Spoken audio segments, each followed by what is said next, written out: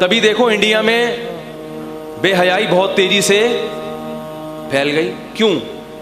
لوگ کہتے ہیں انڈیا میں اتنی بے حیائی، لڑکیوں کی چڑیاں اور یہ پہن کے. میں نے کہا بھائی جب لائف کو انجوائے کرنا ہے، ان کو پتا ہے موت کے بعد زندگی نہیں ہے، تو برقعے کی ٹینشن کیوں اٹھائے بھائی؟ یہ ٹینشن پھر مسلمانوں کے پاس رہنے دو. تو برقعے کی نہ صرف یہ کہ ٹینشن نہیں اٹھائیں گی، بلکہ برقعے والیوں کا مذاق بھی اڑائیں گے. سمجھ میں آ رہی ہے بات؟ پھر وہ شادی بیاہ کی ٹینشن بولو نا یار نہیں ہو، کیونکہ بیوی بنو گے تو شوہر کے حقوق ہے، شوہر بنو گے تو بیوی کے حقوق. گرل فرینڈ بہترین، نہ اس کے حقوق نہ اس کے حقوق. جب تک ٹائم پاس ہو رہا ہے ٹھیک ہے، ورنہ جب اچھا نہیں لگ رہا 2 منٹ میں چھوڑو اور پتلی گلی سے. بھائی دوسرا بوائے فرینڈ مل گیا تو پرانے والے کا کیا کرنا ہے؟ کوئی ڈاکومنٹس تھوڑی ہیں، کوئی ڈاکومنٹ تھوڑی ہیں، کوئی ساس سسر تھوڑی ہے، کوئی سالی بہنوئی کوئی ہے ہی نہیں، سیٹ اپ ہی نہیں ہے. بوائے فرینڈ ہے، یہ کوئی رشتہ ایسا ہے کہ کوئی اس کا ڈاکومنٹ تو بنتے نہیں ہے اس کے. کیا خیال ہے؟ انڈیا بھی نہیں بناتا بھائی تیری گرل فرینڈ ہے تو چھوڑ نہیں سکتا، جب چاہو چھوڑ کے پتلی گلی سے نکل جاؤ. تو شادی بیاہ کی ٹینشن کس کو دے دو؟ یہ ہمیں دے دو. مجھے لوگ کہتے ہیں 4 شادیاں کر کے عیاشی کر رہے ہیں. میں کہتا ہوں آپ بھی کر لو. کیا خیال ہے؟ عیاشی اگر ہے تو آپ بھی کر لو بھائی. عیاشی کا دنیا میں کس کو شوق نہیں ہوتا؟ جتنے عیاش لوگ نظر آئیں گے شادیوں سے اتنا. وہی سابق سے سابق کی مثال دیکھ لیں. ایک کے انتقال کے بعد دوبارہ انہوں نے یہ حماقت. کیا خیال ہے؟ بولو بھائی. نہیں، کبھی نہیں کرتے شادی، کیونکہ ایک ساس آج کل ٹینشن کے لیے 4 ساسیں کوئی افورڈ کرے گا. ایک سالہ کیا ہوتا ہے؟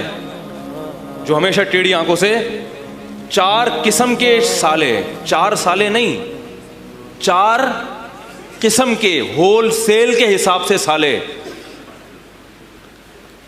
سسر کتنے؟ تو یہ عیاشی ہے. اور آپ کی آدھی سے زیادہ تنخواہ کون کھاتا ہے؟ بیوی. 90% کھاتی ہے وہ. اکثر شریف لوگوں کی بات کر رہا ہوں، جو نئی بیویوں پہ خرچ کرتے ہیں ان کی. 90% سے زیادہ تنخواہ کون استعمال کرتا ہے؟ گھر کا کرایہ، گیس، بجلی بل. وہ جب 4 ہوں گی تو آپ خود تھوڑے دنوں میں کہاں چلے جاؤ گے؟ بولو بھائی. وہیں چلے جاؤ گے جہاں پہ تھوڑی دیر پہلے میں نے کسی کو بھیجا تھا.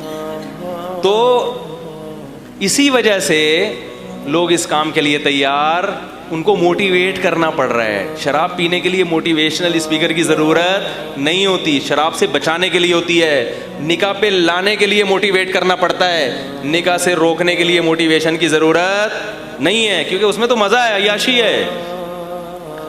تو جن لوگوں کا آخرت کا ایمان نہیں ہے، نظریہ نہیں ہے، تو میرے بھائی وہ شراب بھی پئیں گے، وہ زنا بھی کریں گے، وہ شادی بھی نہیں کریں گے. کریں گے بھی تو بہت دیر سے کریں گے، تو ایک کریں گے، اور پھر بچے بھی کتنے؟ 1 یا 2 سے زیادہ نہیں. خرچہ نہ ہو جائے. پھر جناب وہ، اور پھر بیوی کو زیادہ برداشت بھی. تھوڑا دن تمیز سے چلی، نہیں تو پتلی گلی سے نکلو. تبھی طلاقوں کا ریشو بھی غیر مسلموں میں، بولو بھائی، ریشو. میں یہ نہیں کہہ رہا مسلمانوں میں طلاقیں نہیں ہوتی، ان میں ریشو نسبتاً کم ہے. مسلمان میں برداشت کرنے کا ریشو زیادہ ہے. گوروں میں تو بالکل بھی نہیں ہے برداشت کا ریشو.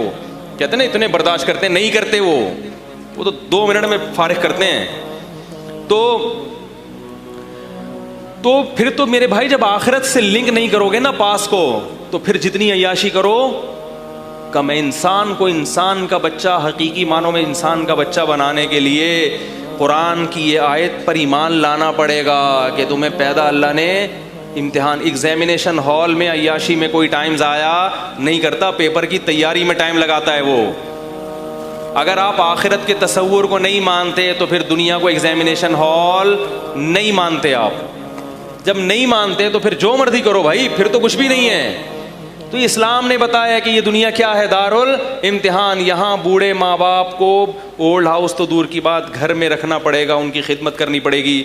اور وہ اگر چڑچڑے پن کی وجہ سے ڈانٹیں تو اف کرنے کی اجازت نہیں ہے. عزت کے ساتھ ان کی خدمت کرنی ہے. خدمت تو نرس بھی کر لیتی ہے بوڑھوں کی، اس طرح سے نہیں کرنی کہ تنخواہ مل رہی ہے. اپنی ذمہ داری سمجھ کے کرنی ہے. سمجھا پا رہا ہوں میں اپنی بات؟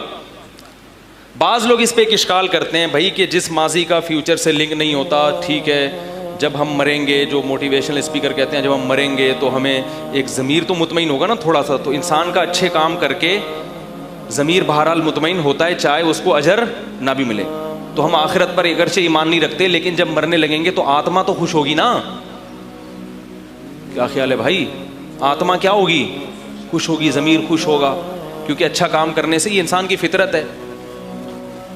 تو یہ اتنی تھوڑی سی خوشی ہے نا ضمیر کی کہ اس تھوڑی سی خوشی کے لیے کوئی 50 سال قربانی دینے کے لیے تیار.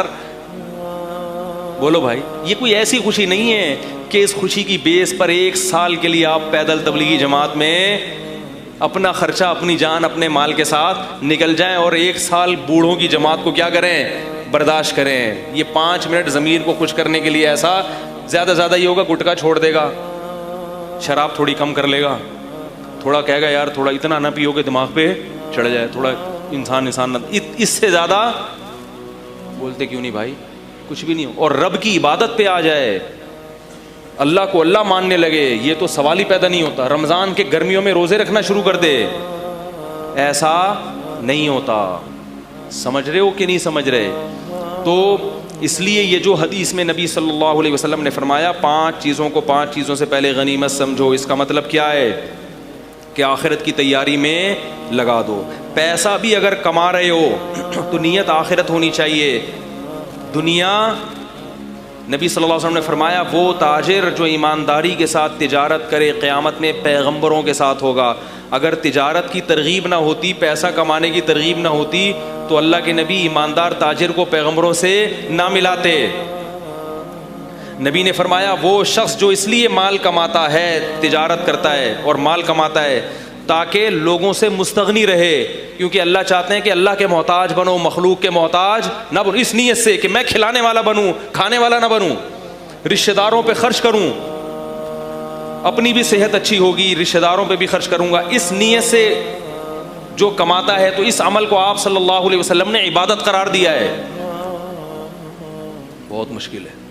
ڈاکٹر بنتا ہے اس نیت سے کہ میں انسانیت کو موت کے منہ میں جانے سے کیا کروں گا, بچاؤں گا.